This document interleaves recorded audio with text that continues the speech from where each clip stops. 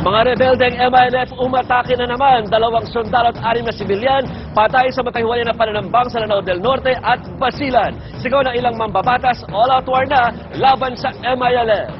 Mga sundalo nakaligtas sa bakbakan sa Basilan noong nakaraang linggo, unti-unti na nakaka-recover pero masama pa rin daw ang loob sa nangyari. Full implementation ng motorcycle lane sa Commonwealth Avenue at Macapagal Boulevard bukas na. Mga lalabag, pagbabayarin na ng multa.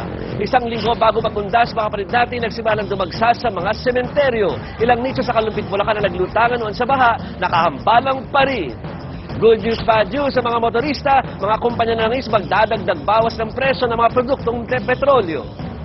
At ang aksyon at makulay ng pasiklaban ng mga sikat sa talentadong Pinoy kanina, atin pong babalikan.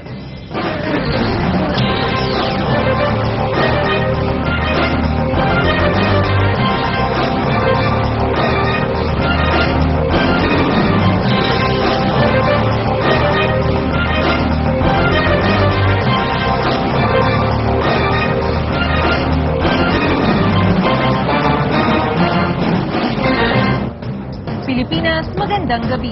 Ngayong 23 ng Oktubre 2011. Ang maaksyong balita. Simulan natin ang aksyon sa sagalot ng militar at ng Moro Islamic Liberation Front. Sabi ng isang retiradong general, kung hindi aksyon ng tama ang gobyerno, hindi malayong bumaba ang moral ng mga sundalo. Kaya sagot ng ilan, all-out war na laban sa mga rebelde. Ito ang report ni Mea Los Baños. Sa kabila ng umiiral na tigil putukan, sunod-sunod ang pag-atake ng Moro Islamic Liberation Front at pagpatay ng grupo sa mga sundalo, pulis at maging sa sibilyan. Sabi ni Senador Chis Escudero, maliwanag daw na pang-aabuso ito at pagtatraidor. Kawalan to ng respeto sa usaping pangkapayapaang ginagawa sa gobyerno. Pinapakita nilang nakatali at nakagapos ang kamay ng mga sundalo natin habang sila malayang pwedeng gawin kung anong gusto nila.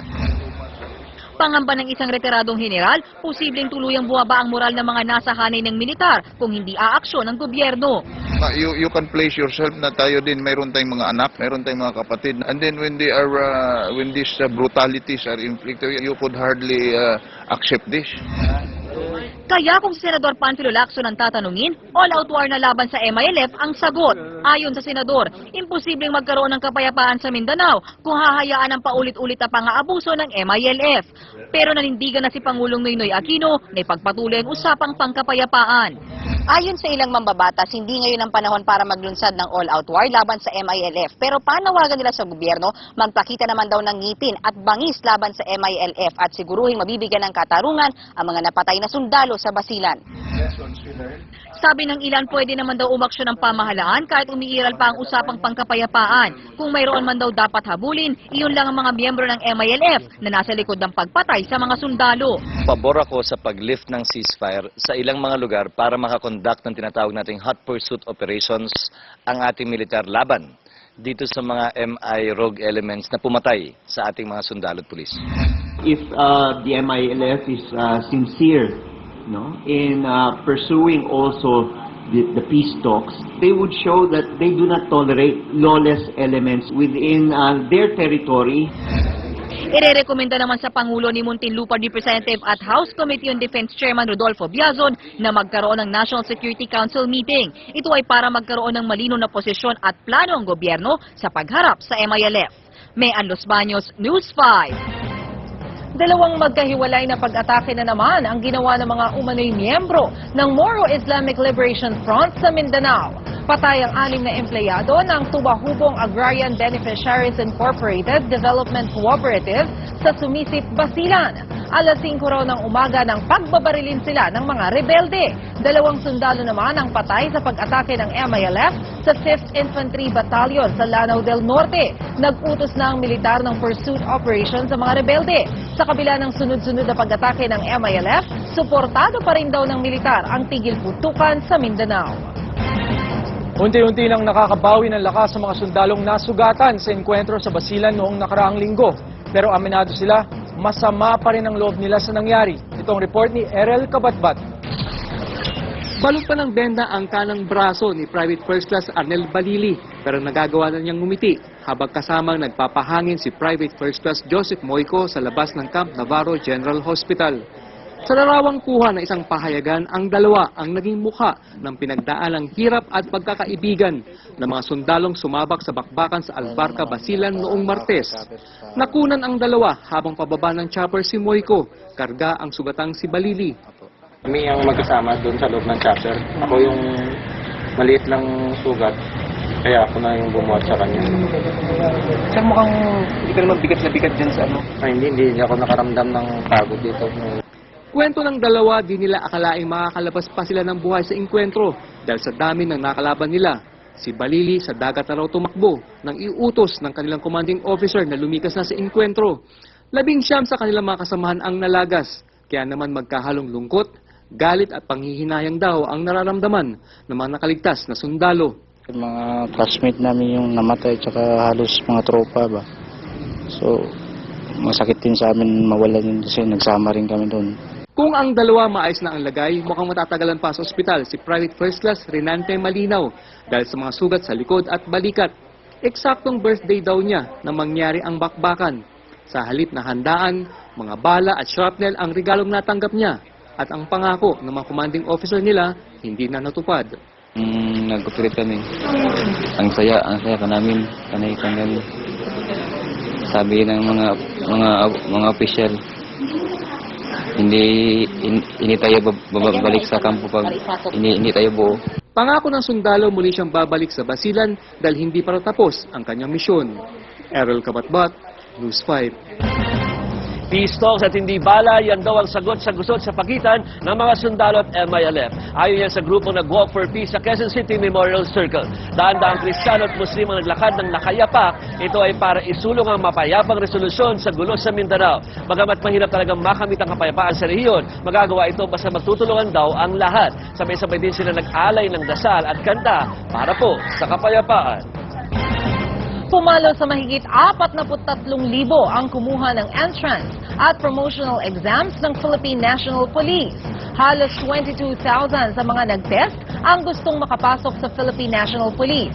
College graduate ang mga nag-exam at hindi raw sila natinag kahit sinasabing marumi ang imahe ng PNP.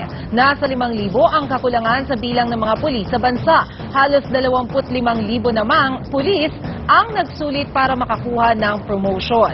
2 linggo hanggang 1 buwan ang hihintayin para sa resulta ng exam. Sinalubong na ng iba't ibang problema ang mga kapatid natin na maagang nagpunta sa mga sementeryo. Ang ilan, problema ang nakawan, habang ang mga nabahang taga-Bulacan napasabak sa linisan. Ito ang report ni Kay Imson. Halos 1 linggo pa bago ang mismong araw ng undas, kanya-kanyang pwesto na ang mga nagtitinda ng bulaklak at kandila sa Manila North Cemetery. Para humahabol yung pambayad ng utang na ipinamili nitong bulaklak at kandila. Para yung mga suke, makita ho kami. Ang pamilya Panayoto naman maagang nagpunta sa kanilang maliit na mausoleo para maglinis. Pero laking gulat nila nang datnang wala ng lapida ang nicho ng kanilang lolo. Sabi ng pamunuan ng sementeryo, kadalasan mismong mga caretaker pa ng pamilya ang nagnanakaw. Patay na nga, ninanakawan pa. Kunting respeto naman, di ba? Ang dinarayong puntod naman ni Fernando Poe Jr. inuumpisahan ng ayusin. Ganon din ang puntod ni dating Pangulong Manuel Rojas. Taon-taon hanggang 2 milyong tao ang dumadagsa sa Manila North Cemetery. Kaya todo rin ang seguridad na ipinatutupad dito. Dito pala sa gate namin, nagche-check na kami. Mga bag, mga dala-dalan lang inumin. Yung iba nagdadala, kunyari tubig eh. Saka yung mga may ingay na bagay, yung katulad ng radyo o ano pa man, hindi ko pinapayagan yan na makapasok dito. Naiwang nakahambalang ang ilang mga nicho sa Kalumpit, Bulacan matapos magsilutang sa baha dahil sa mga bagyong Pedring at Kiel. Hindi pa na ibabalik sa pwesto ang mga ito, kaya naman ang ilan pininturahan na lang muna. Pinipinturahan para yung dating na undas, maganda din sa paningin ng tao. Dahil sa naging baha, pahirapan ang paglilinis ng mga nicho. Walang tubig. Galing pa sa bahay namin yung dinala dito na nasa container. Pero kailangan mas maagang maglinis kasi nga natuyuan na ng putik.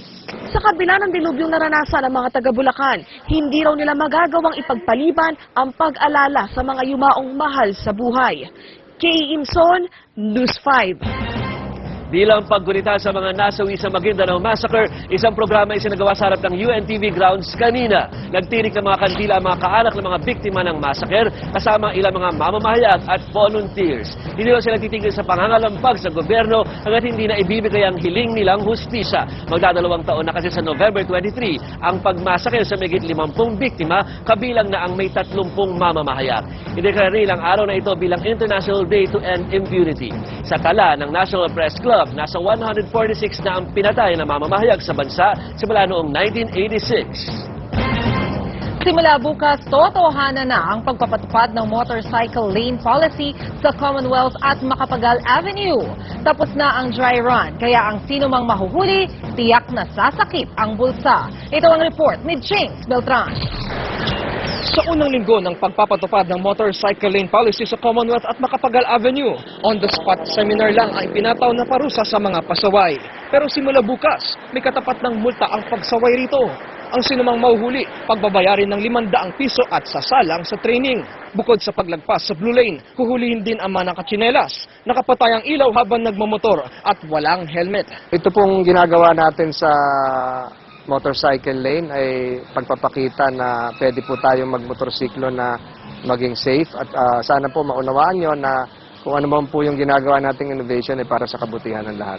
Umabot na sa halos 3,400 ang nahuli sa loob ng isang linggo. Mas marami ang lumabag sa Macapagal Boulevard sa Pasay kung saan 1,900 ang huli, habang 1,400 sa Commonwealth sa Quezon City. Katwiran ng marami, di nila alam na meron palang motorcycle lanes. May ilan naman nagreklamo, hindi raw ligtas ang ginawang blue lanes para sa mga motor. Delikado dahil malapit po sa lane ng bus. Sigurado ko 90%. Magkakaroon ng aksidente yan. Sa kabila ng mga reklamo, kumbinsido si MMDA Chairman Francis Tolentino na makakatulong ang mga motorcycle lane para iwas aksidente. Halos 4 to 6 accidents per day. Simula ho nung Monday hanggang ngayon, isa lang po naging aksidente. Pinag-aaralan na ng ahensya ang pagpapatupad ng blue lane sa EDSA, C5 at Quezon Boulevard sa susunod na taon. James Beltran, News 5. Ito ang magkahalong good at bad news para sa mga motorista. Magpapatupad ang mga kumpanya ng langis ng dagdag bawas sa presyo ng mga produktong petrolyo. 20 hanggang 50 sentimos kada litro ang ibabawas ng Sea Oil, Total at Petron sa premium gas. Ganito rin ang rollback ng Sea Oil at Total para sa unleaded gasoline. Tataas naman ng piso at 10 sentimo kada litro ang presyo ng Sea Oil at Petron para sa kerosene, habang nagmamahal ng piso kada litro ang presyo ng diesel. Nag-abiso na rin ang Chevron ng 20 sentimos na rollback sa mga premium gas dito. Magtataas naman ito ng piso para sa diesel at 1 peso and 15 centavos naman para sa kerosene. Bansang Turkey niyanig ng 6.6 magnitude na lindol. Mga gusali nagsiguho, mahigit 50 sugatan. Mga inmates sa Davao nagpasiklaban sa cheer dance competition. At daan-daang payaso mula sa iba't ibang mundo, sama-samang pumarada sa Mexico para sa World Peace.